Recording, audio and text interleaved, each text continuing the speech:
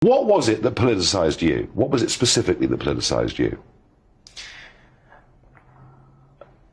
Well, I started off as a student journalist at a university in Portland State, and I just wanted to report on what I was witnessing. I was working for the student newspaper when Trump was announced as a winner in 2016, and my city was on fire for several days. Tens of thousands of people took to the streets to declare that election illegitimate without evidence, and that there... Some would say that's happening this time round with Trump the other way, but hey, keep going, keep going.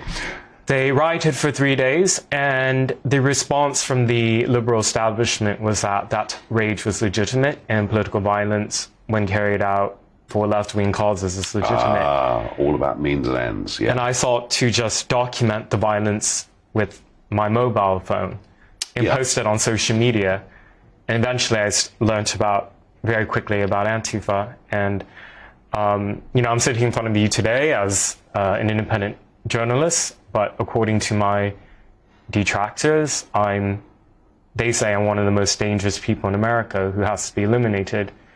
And that's partially why we're doing this interview in London and me not in Portland, is because I've been subjected to so much violence against myself and death threats that it is very dangerous for me to be there. Nothing justifies the death threats, the violence, and frankly the fact that you've had to leave home and come to live in London for your own safety and for the safety of your family. I understand that and get that, but Andy, I put it to you, you are quite an effective sort of agent provocateur, aren't you? And some of the people that you've been out with, mixed with, you've covered, whether it's the Proud Boys or groups like this, I mean, they're pretty far out there, aren't they?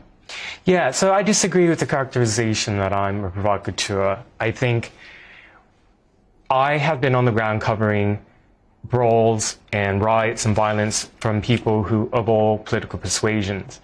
And my detractors have sought to cast that as evidence that I was embedded or part of certain right-wing groups. I've always rejected that. So would you argue then that when you attended, whether it's an Antifa demonstration or a Proud Boys demonstration, would you argue you were doing that as a journalist? Absolutely. The footage all of it was posted on my social media.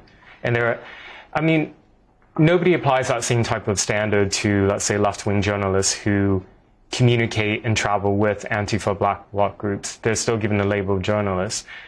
I actually don't go with any group. I show up on my own. And because I'm neutral, actually, this is the main issue, is my detractors want to take me down because I refuse to condone political violence against the right, that somehow makes me then a supporter of right-wing extremism. It's absolutely untrue.